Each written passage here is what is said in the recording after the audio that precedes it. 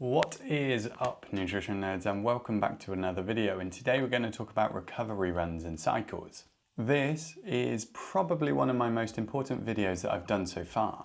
I mean, I think that a lot of the stuff that I talk about is important, but I suppose I'm probably a little bit biased. Just a little bit. But this video, this one really is important. Now, terms like recovery run or recovery cycle and endurance run and endurance cycle are thrown around quite a lot, but I'm not sure that they're particularly well understood. And in my opinion, they definitely should be. I think the term recovery exercise and the misunderstanding of it is a big contributor to injury and burnout in athletes. Now, I know this channel is focused towards nutrition as a main topic, but I'll be doing some videos on physiology. So basically the science of how the body works as we go along too. And as a triathlon coach and someone who works in general practice and spends a lot of their time trying to fix patients, I'd like to try and keep athletes healthy and happy. And the topic of this video is one of those ways that I can help. So let's quickly run through the basics of how we improve from exercise, because that's basically the crux of this whole topic. We exercise and we do different sessions, whatever they are, to push our body and make it go, oh bugger, that was hard. I need to get better so that if I do that again, it's easier. We create the stress from the exercise, but it's in the recovery period where our body adapts and creates the cellular changes which it needs to get stronger, better, faster, more capable. It super compensates. So this recovery period is crucial, and if we shortchange it, at best we're going to end up stagnating and not improving. But at worst we'll get injured, we'll get sick, and we might push into that overtraining zone and end up developing overtraining or overreaching syndrome. And the recovery period is, as the name suggests, recovering. Physiologically speaking, we're not adding any extra stress to the body so that it's got time to heal and adapt. But I see a lot of athletes going out for recovery runs or cycles, yet the pace, power, or effort doesn't seem to match the physiological concept of recovery.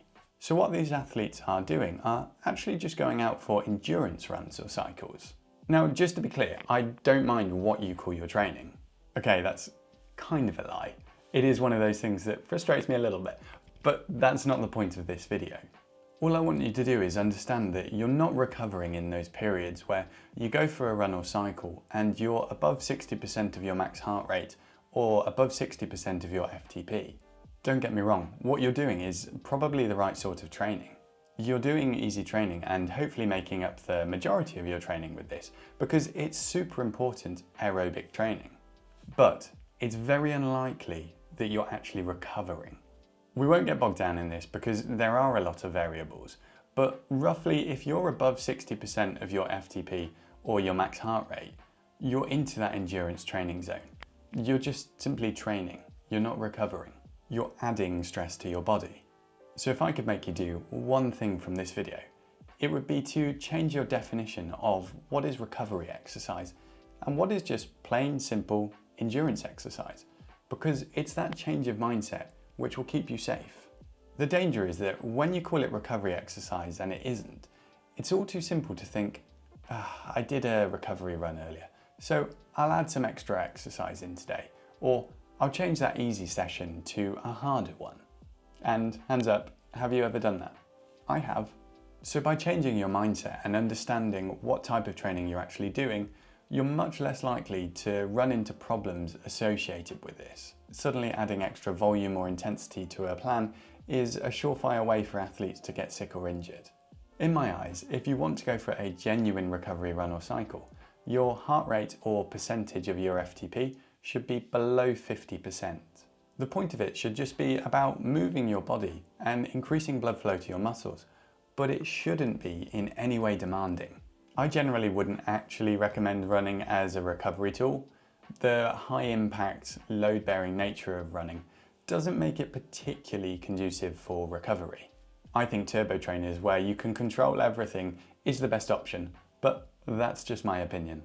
I'd love it if athletes became more aware of what type of training they were doing because it would contribute to more healthy and happy athletes. So if you found this video useful and enjoyed it, then please give me some feedback. and share it with others if you think they might find it beneficial as well. And if you haven't already, I'd appreciate it if you gave the video a thumbs up and press subscribe and that notification icon to stay up to date with everything that I release. And I will catch you next time for some coffee related exercise discussion. See ya.